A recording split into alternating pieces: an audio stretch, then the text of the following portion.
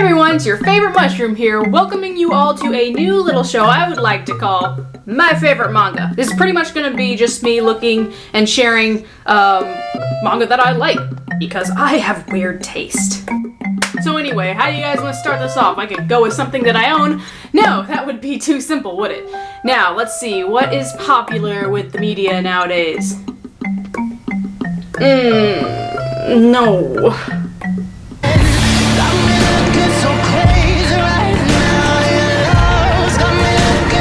50 Shades of Grey, written by Snow Queen's Ice Dragon. I am serious, that was her fanfiction name.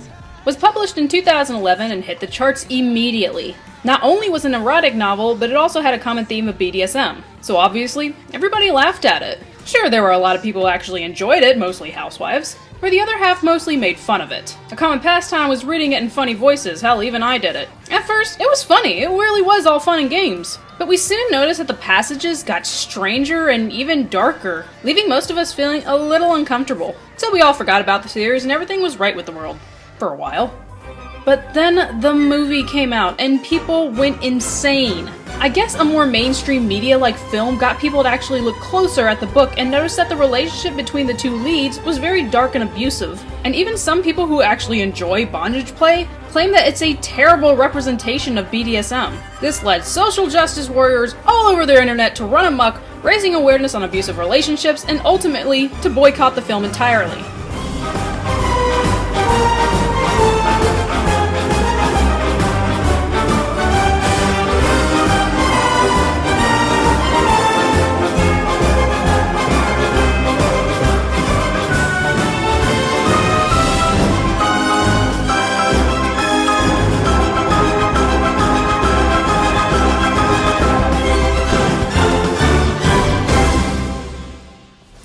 Now, why am I even mentioning this? Well, see, if I didn't know anything about bondage and BDSM, I would think it wasn't a big deal like most people do. They're like, what is the big deal? Isn't that the point of S&M?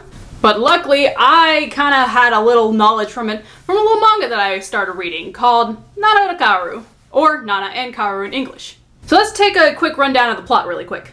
Nana and Kaoru are estranged childhood friends who are now in high school. Nana is pretty, smart, athletic, while Kaoru is short and socially awkward and quite frankly a pervert. Seriously, he just hangs out with his pervert friends looking at porn all day.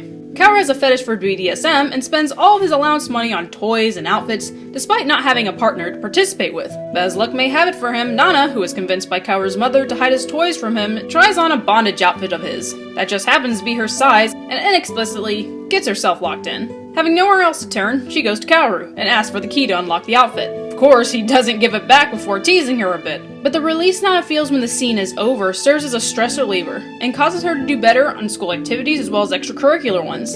So the two agree for a dry, non-sexual S&M relationship they call breathers. And that is pretty much it. Now I'm gonna go ahead and tell you that this does have a mature rating, but it's not really hentai as much as it is ecchi. And for those of you who don't know, hentai would be to Pornhub as ecchi would be to Playboy, probably.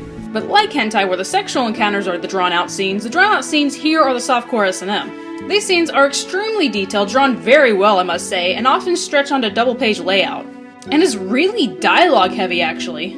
That's another thing I really like about this series. The characters are very relatable and likable for most of the time. Nana constantly struggles with wanting and not wanting to participate in the scenes. This is mostly due to her commanding and leader-like personality. She doesn't want to be brought down to her knees, but she's aware of how relaxed she'll feel in the moment and afterwards, so she pushes through. Kaoru, on the other hand, has a massive inferiority complex and is obviously in love with Nana. He'll often screw up with her by saying something mean, but will feel so bad of the point where actually he stops scenes and apologizes. It's hinted all the time that Nana probably likes him too, but of course she's unaware of her own feelings.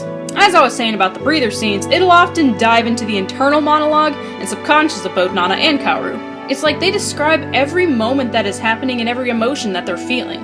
This is where you truly get to know the characters as well as to see their true personalities. An internal struggle for Nana is actually her reliability from her fellow student council members, teachers, and mother who all want her to be the best at everything. As you know, this could quickly burn somebody out, and she soon realizes that the only person she can truly be herself around is Kaoru. Then there's Kaoru, who's kind of a woobie, honestly. On one hand, he's afraid of himself, worrying that he's gonna go too far with Nana just to fulfill his selfish desires. On the other hand, He wants to be with Nana so bad, but he's aware of the fact that she's so high above him, and that she'll go on to do great things while he's left behind.